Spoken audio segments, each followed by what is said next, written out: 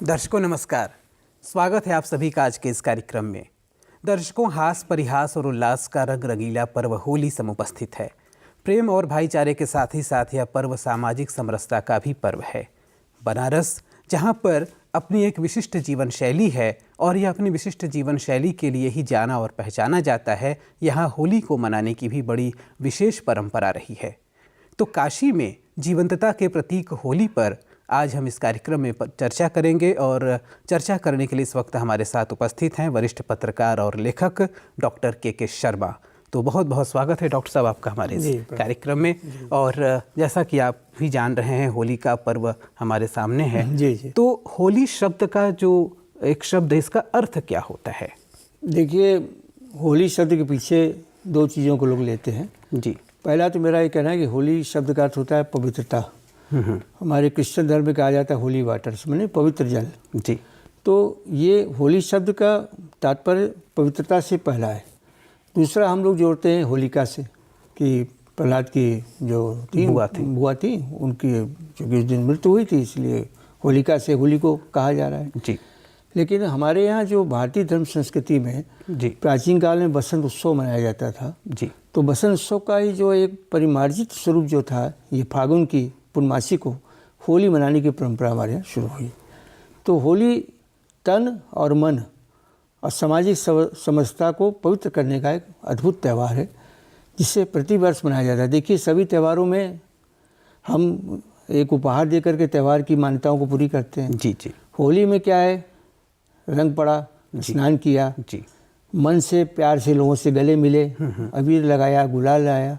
तो ये ऐसा त्यौहार हमारे भारतीय धर्म संस्कृति में दूसरा कोई नहीं है। जी। इसलिए पवित्रता के साथ अंतरंग मन को छू जाने वाला भी ये अद्भुत त्यौहार है। इसको मनाए जाने के पीछे कई सारी पौराणिक कथाएं हैं, तो हम चाहेंगे कि थोड़ा हमारे दर्शकों को आप बताएं। जैसा कि आप सभी लोग जानते हैं कि भक्त प्रहलाद विष्णु भगवान के भक्त थे। जी। और उनके पिता हिरण्यकश्यप ये नहीं चाहते थे कि ये भगवान नारायण का भक्त हो। जी। और उसको मारने के कई उपाय किए, पहाड़ से गिराया तो बच गए, हैं, कई तरह से उपाय किए। फिर उन्होंने अपनी बहन होलिका से कहा, जिसको ये वरदान था कि वो वस्त्र ओढ़ करके अगर आग में बैठ जाएगी तो अग्नि उसका जलाएगी नहीं। जी। तो वो वस्त्र लपेट करके और प्रहलाद को गोदी में लेकर होलिका बैठी। जी। भगवान की अद्भुत कृपा थी, हवा चली, वस्त्र उड़ गया और होलिका जल के भस्म हो गए, प्रहलाद बच गए। तो होलिका जिस दिन हमारे यहाँ जलाई जाती है, जिसको एक राक्षसी त्यौहार के रूप में मानते हैं। जी। उसके दूसरे दिन पूर्णिमा पड़ती है और उस दिन होली खेली जाती है, एक प्रकार से इस बात की खुशी से कि प्रहलाद बच गए थे। जी। और दूसरा ये कि हमारे त्योहारों में सबसे रंग भरा त्यौहार यही है, रंग भरा इसी को कहा। सर, जब होलिका की बात कर रहे हैं तो होलिका दहन की भी बनारस में एक परंपरा है। जी। बहुत सारे यहाँ पर ऐसे स्थान हैं जहाँ की होलिका दहन प्रसिद्ध है। हाँ, थोड़ा इस विषय में भी जानकारी दें। मैंने आपसे अभी थोड़ी देर पहले कहा ना कि हमारे यहाँ बसंत उत्सव मनाया जाता था। जी। तो बसंत पंचमी के दिन होलिका की खूंटी जो है स्थापना की जाती है, या उसकी लकड़ी चौराहों पर गाड़ी जाती है। इसके पीछे अगर देखा जाए तो पर्यावरण संतुलन का भी अद्भुत त्यौहार है, क्योंकि इस समय पतझड़ का मौसम होता है। तमाम पत्ते गिरते हैं, कूड़े कबाड़ हो जाते हैं, जिनको उठा के कहीं रखना ले जाना बड़ा संभव नहीं होता। जी। तो उसको होलिका वाले स्थान पर एकत्र करके और होलिका त्यौहार के रूप में उसको अग्नि प्रज्वलित करके जलाया जाता है। तो एक तो पर्यावरण प्रदूषण दूर होता है, उसकी रक्षा होती है, और दूसरा धार्मिक मान्यता होने की वजह से वो होलिका में वो सारी चीज़ें भस्म को खत्म हो जाती हैं। बाद में भस्म उठा के इसे गड्ढे में डाल दिया जाता है। तो कुछ उसमें उपटन वगैरह भी? हाँ, उपटन भी लोग डालते हैं, जैसे अपना शरीर के मैल का। जैसे इसमें ये होता है ना कि जैसे किसी को रोग शोक की प्रॉब्लम है, बीमार रहता है, तो उसमें वो हल्दी का उपटन बना करके उसमें लगा करके शरीर से और उसको उतार के होलिका में डालते हैं। कुछ लोग होलिका देवी को देवी के रूप में मान करके हैं, वो फूल मखाना है। जी। और आपका ये छुआरा है और ये गोहरी वगैरह की माला बना के भी चढ़ाते हैं। कुछ लोग अपने आर्थिक स्थितियों को ठीक करने के लिए होलिका की परिक्रमा लगाते हैं और प्रार्थना करते हैं। इसके पीछे कई सी धार्मिक मान्यताएं हैं। जी। अब इसको मानने के ऊपर है कि हम किस रूप में मानते हैं। काशी तो हमेशा से धर्म नगरी है, धर्म प्राण यहाँ की जनता रही है। तो यहाँ पर हर चीज़ को अगर कोई धार्मिक स्वरूप मिल जाता है तो कोई बड़ी बात नहीं है। ये तो परंपरा है। जब हम काशी में ही बात कर रहे हैं तो काशी में और कुछ धार्मिक परंपराएं होली पर क्या है? देखिए, ऐसा है कि ये हमारे यहाँ भगवान शिव की ये नगरी है। जी। और ये माना जाता है कि महादेव जी जब पार्वती से विवाह हुआ तो गौना होने के बाद वो काशी आए। जी। तो रंग भरी काशी से हमारे यहाँ काशी में रंगोत्सव शुरू होता है। जी जी। इसमें सर्वप्रथम हम भगवान शिव के शिवलिंग पर अबीर गुलाल चढ़ाकर अपनी खुशी को व्यक्त करते हैं। एक प्रकार से वो देव होली टाइप की होती है, रंग भरी। और जहाँ से भगवान गौना करके आए तो विश्वनाथ जी में भी इसके धूमधाम से पालकी यात्रा निकलती है।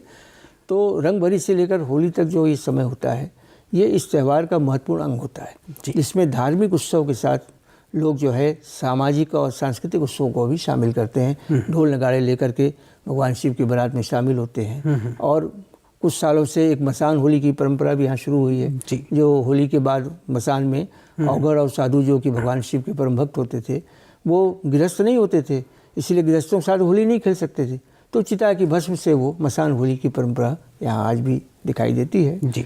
तो इस परंपरा में होली की जो ये रही स्थितियाँ, वो रंग भरी से लेकर होली तक, और उसके बाद एक बुढ़वा मंगल का भी त्यौहार होता है। जी, उस पर अभी आगे चर्चा करें। सर, बुढ़वा मंगल पे हम चर्चा करेंगे। उसके पहले होली के दिन काशी में एक यात्रा परंपरा रही है, 64 देवी की यात्रा परंपरा रही है, तो इस विषय में भी कुछ जानकारी। हमारे यहाँ होली का जो त्यौहार है ना, इसमें हम ये बताना चाहते हैं कि हमारे काशीवासी दिन में 12 बजे तक तो होली खेलते हैं रंग से। उसके बाद स्नान ध्यान अपने विशिष्ट पकवानों का सेवन करने के बाद शाम को अबीर गुलाल लेकर के 64 देवी जो हमारी 64 घाट पर है, जिनके बारे में बताया जाता है कि ये भगवान शिव के आग्रह पर काशी की व्यवस्था को देखने 64 योगिनियाँ आई थी और यहाँ की सुंदरता और यहाँ का सौंदर्य देख करके वहीं विराजमान हो गई। तो 64 योगिनियों से ही नाम 64 घाट पड़ा।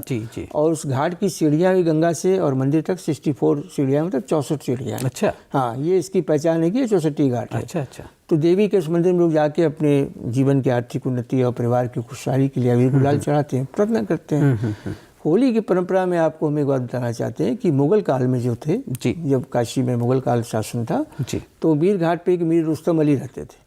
सूबेदार थे। अच्छा। वो नवाब सादात खां के सूबेदार थे और काशी की व्यवस्था देखने के लिए उनको उन्हें नियुक्त किया गया था।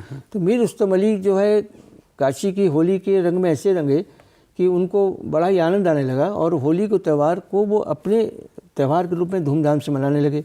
संगीत की गोष्ठियाँ, तमाम नाच गाने और उस तरह के कार्यक्रम।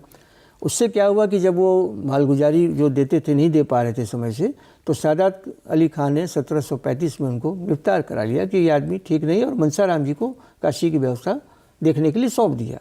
तो काशी की तवाइफों ने कहा कि कहाँ गए हो मेरी होली को खिलइयो, मीर रुस्तम अली बाके सिपाहियो। ये तवाइफों ने गाया ये संगीत की दुनिया में, क्योंकि वो संगीत की गोष्ठियाँ उसके बाद उस तरह की नहीं हो पाई जो उस होते थे।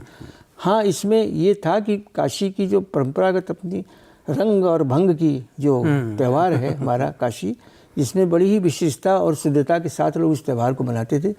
थोड़ा सा कुछ सामाजिक परिवेश वातावरण थोड़े बदल गए, लेकिन धार्मिक परंपराओं में होली का मतलब पवित्रता है और जिसे सभी को स्वीकार करना चाहिए। सर, आपने दो बातें हमें बड़ी अच्छी बताई, शब्द बल्कि प्रयोग किए, एक रंग और एक पकवान। तो हम यहाँ पर अपने दर्शकों के लिए जानना चाहते हैं कि बनारस अपनी रईसी के लिए प्रसिद्ध रहा है और यहाँ पर होली का रंग बनाने की भी एक परंपरा रही है, और वो टेसू के फूल वगैरह कैसे, तो थोड़ा सा उस विषय में और होली के पकवानों पर भी थोड़ी सी चर्चा। देखिए, होली के पकवानों में परंपरागत में जैसे गुजिया आप जानते हैं यहाँ बनती है, और गुजिया के साथ लोग मालपुआ भी, कुछ लोग दही बड़ा वगैरह अच्छे पकवान बनाते हैं। तो हाँ, और ठंडाई तो भांग अलग विषय हुआ जी, वो पेय पदार्थ हुआ जी। आप पकवान की बात पूछ रहे हैं तो पकवान में तो आपका यही जो है दही बड़ा है, मालपुआ है और आपकी गुजिया है, ये सब बनारस की चीज़, बनारस की अपनी मूल चीज़ें हैं। ये मूल व्यंजन है कहा जाएगा जी जी जी। इससे कोई बाहर से मतलब नहीं है। और उसके बाद ठंडाई और भांग की परंपरा हमारे यहाँ शिवरात्रि से शुरू होती है और होली तक वो चलती है। कहा गंग भंग दो बहन है, सदा रहत शिव संग, जिंदा तारण भंग है, मुर्दा तारण गंग। तो काशी में गंग परंपरा के साथ भंग की भी परंपरा जो चलती रही, तो होली पर भी इसको लोग शौक से बनाते हैं जी। अपने परिचितों को बुला के पिलाते हैं। पकवानों का भी भगवान को भोग लगता है, ठंडाई का भी भोग लगता है, क्योंकि ये मौसम ठंडा और गर्म होता है जी। अब ये मौसम जो बदल रहा है, इसके बाद चैत का महीना शुरू हो जाएगा, तो चैत के महीने का ये जो फागुन का आखिरी। यहाँ पर सर एक चीज़ ये भी है कि भांग का प्रयोग यहाँ औषधि के रूप में किया जाता है, नशे के रूप में करना ये गलत है। वो उसको लोग करते हैं, गलत लेकिन वो गलत है। औषधि के रूप में ये जो मौसम में परिवर्तन होता है, इस वक्त ये हमारे स्वास्थ्य को बचाए रहने में अच्छा है। भांग का सबसे बड़ा गुण होता है कि इसको जो ठंडे का सेवन लोग करते हैं सीमित मात्रा में, उससे कब्जियत की प्रॉब्लम नहीं होती और मन मिजाज सही रहता है। सर, आज के बदलते परिवेश में होली पर्व का संदेश क्या है?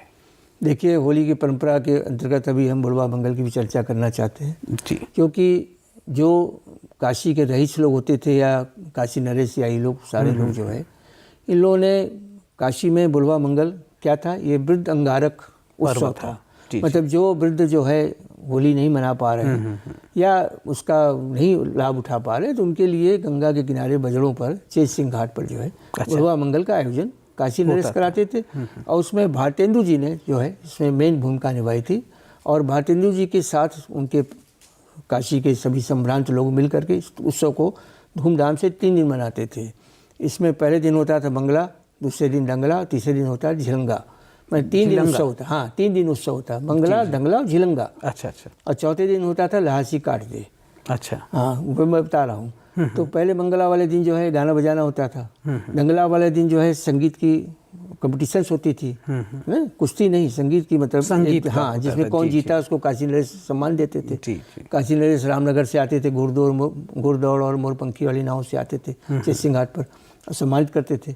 और तीसरे दिन जो होता है झिलंगा में, फिर जब होता था वो कार्यक्रम समापन होना है तो पुरस्कार बांटने के बाद लोग बदमाशी में क्या करते थे, चूँकि ये बजड़ों पर कार्यक्रम होता था और सारे लोग नाव से साथ में अपनी बजड़े के साथ नाव को बांध के कार्यक्रम कर लेते थे। तो सब हल्ला मचाते थे, लहासी काट दे मतलब रस्सा काट दो। तो किसी की नाव कहीं गंगा में बह गई, कहीं चली गई, तो उसके साथ होता है कि कार्यक्रम का समापन हो गया, उत्सव समाप्त हो गया।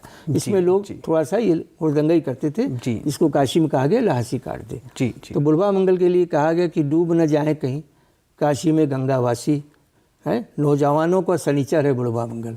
अच्छा, हाँ, ये होली के बाद जो मंगल पड़ता है हमारे संवत का आखिरी मंगल होता है, उस दिन मनाया जाता है। इसके पीछे हास्य विनोद के साथ संगीत की कंपटीशन होती थी और राष्ट्रीय स्तर की नर्तकियाँ आती थी। राष्ट्रीय स्तर की अनबरी बाई, हुस्ना बाई, मैना बाई, बड़ी मैना, छोटी मैना, तोता परी, सब कंपटीशन होता था। और इसमें 1930 में आखिरी बार जो अनबरी बाई ने गाया था, फूल गेंदवा से मारो न राजा लागे हिया में चोट, और उस पर काफ़ी वाहवाही हुई, काफ़ी उसकी मतलब उसको सम्मान मिला। तो इसके पीछे कोई उद्देश्य किसी को अपमानित करना नहीं होता था, इसके पीछे एक समरसता के साथ प्यार का भाव होता था। और इसमें भारतेंदु जी के समय में जो बुढ़वा मंगल का निमंत्रण दिया जाता, मैं बताना चाह रहा हूँ। बिल्कुल। इसमें क्या होता था कि वो जैसे निमंत्रण लेकर जब हॉकर मतलब जो लोग जाते थे, तो एक दुपट्टे में 5 गालियाँ और चांदी का एक नोट, तोड़ा जिसको बुलाया जाता है, बांध दिया जाता था। और शर्त ये थी कि ये दुपट्टा जो है बुढ़वा मंगल वाले दिन ही बजड़े पर खोला जाएगा, पहले नहीं उसको पढ़ सकता। फिर वहाँ पर उसको एक एक आदमी का दुपट्टा का गांठ खोलते और जो गालियाँ उसको सुनाई जाती और उनको कहते कि तुम इसी लायक हो, और उसके साथ सब लोग हर्ष विनोद का आनंद लेते, पकवानों का आनंद लेते। तो बुढ़वा मंगल तो देखने के लिए अंग्रेज तक आते थे, उस समय अंग्रेजों का शासन था। ये काशी का अद्भुत त्यौहार था बुढ़वा मंगल। सर, कहा भी जाता है कि बनारस जो पर्व यहाँ का मतलब शहर है, यहाँ पर हर चीज़ अपने आप में विशिष्ट है। निश्चित, ये जो आपने बताया, ये जो चीज़ है, अभी हो सकता है कहीं और हो तो लोग बुरा मान जाएंगे, लेकिन ये एक विशेष परंपरा रही है। इसी से हाँ, यहाँ पर गाली का जो शब्द लोग कहते हैं गलत है, वो उसके पीछे भाव अपमानित करना नहीं है, वो यहाँ की प्यार की भाषा है। जी कहा ही जाता है गली और गाली काशी के प्रसिद्ध है, तो उसको लोग सम्मान के रूप में स्वीकार करते हैं, अपमान के रूप में नहीं। जी, अब जो सोचता है ऐसा, वो उसका अपना भाव है। तो बुढ़वा मंगल के साथ ही साथ जैसा कि अभी हम लोग थोड़ा सा चर्चा कर लें, काशी विश्वनाथ जी से रंग खेल करके लोग यहाँ पर एक तरह से अनुमति लेते हैं रंग भरी एकादशी से, और फिर वह पर्व चला जाता है। और आजकल आप इसके स्वरूप में किस तरह का परिवर्तन देख रहे हैं? देखिए, ऐसा है कि परंपरागत रूप से आज भी चांदी के शंकर पार्वती जी पालकी पर विराजमान हो गए, रंग भरी भरी काशी वाले दिन मोहन जी के घर से मंदिर तक पालकी लाई जाती है। इसमें इतना गुलाल पड़ता है कि जो भी उसमें जाते हैं उस सब पूरा शरीर उनका एकदम लाल हो जाता है, गुलालमय हो जाता है। और लोग इसे भगवान का प्रसाद मानते हैं। कुछ लोग फूलों की भी वर्षा करते हैं, कुछ लोग जो है रंगों की भी वर्षा करते हैं। तो ये परंपराएं जो हैं चली आ रही प्राचीन काल से, ये एक प्रकार से देवत्व से अमृत की प्राप्ति का एक प्रयोग है। माने देवता के साथ अपने आप को समाहित करके अमृत की प्राप्ति करना, जो काशी मोक्षदायिनी नगरी है और इसके मोक्ष के दाता भगवान शंकर हैं। काश्याम मरणा मुक्ति कहा गया, यहाँ जी, मुक्ति जी, देते जी, हैं। और कौन देने वाले? महादेव जी। जब तक शमशान में कान में राम नाम का तारक मंत्र नहीं देंगे तो जीव का मुक्ति नहीं होगा। तो वो जो देवत्व की प्राप्ति का एक प्रयोग होली के माध्यम से लोग करते हैं जी, वो बड़ा ही अद्भुत है। और काशी में परंपरा अभी भी चली आ रही है, भगवान की कृपा है और उम्मीद है कि आगे भी इस परंपरा को लोग चलाते रहेंगे। तो सर आज आपने इतनी अच्छी बातें हमारे श्रोता दर्शकों को बताई। जी, जी। चलते चलते हम आपसे जानना चाहेंगे कि आप इस पर्व पर हमारे युवाओं को क्या संदेश देना चाहेंगे? मैं तो यही कहना चाहता हूँ कि हमारे युवा समाज को अपनी भारतीय धर्म संस्कृति की पहचान करनी चाहिए जी, और विकृत तरीके के नशा पानी से दूर रहना चाहिए और अपनी एक संस्कृति का जो पहचान, होली का जो रंग भरी उत्सव है जी, उसको माहौल को न खराब करके अपने परिवार के साथ इसको अच्छे ढंग से एंजॉय करना चाहिए, इसको स्वीकार करना चाहिए, क्योंकि ये हमारी धर्म संस्कृति की सबसे पवित्र त्यौहार होली है। तो दर्शकों, जैसा कि आपने देखा, सर ने बहुत अच्छी बातें बताई और माननीय प्रधानमंत्री श्री नरेंद्र मोदी जी इस तरह से आज भारत का एक एम्बेसडर बन करके पूरे विश्व में जा रहे हैं, तो सोशल मीडिया का दौर है, हमें भी चाहिए कि ऐसी चीज़ों को हम करें जो कि एक अच्छा संदेश दे सकें और कोई भी कुरीति से बच करके अगर हम अपने धार्मिक परंपराओं का पालन करते हुए त्यौहार को मनाते हैं तो वो निश्चित रूप से आनंददायी होगा। सर, आप हमारे स्टूडियो में आए, हमारे दर्शकों को इतनी अच्छी जानकारी दी, इसके लिए आपका बहुत बहुत धन्यवाद। और अब आपसे लेते हैं अनुमति। नमस्कार।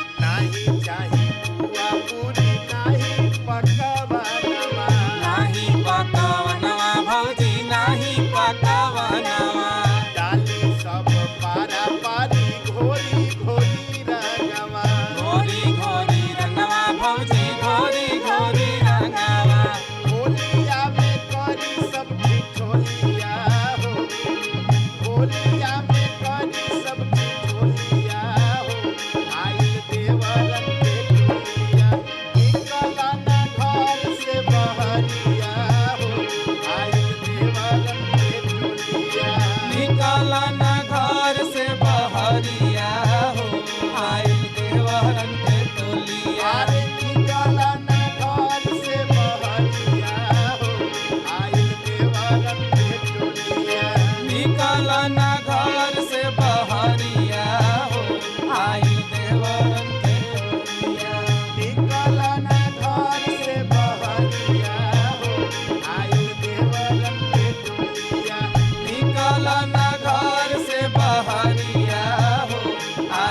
देवालन के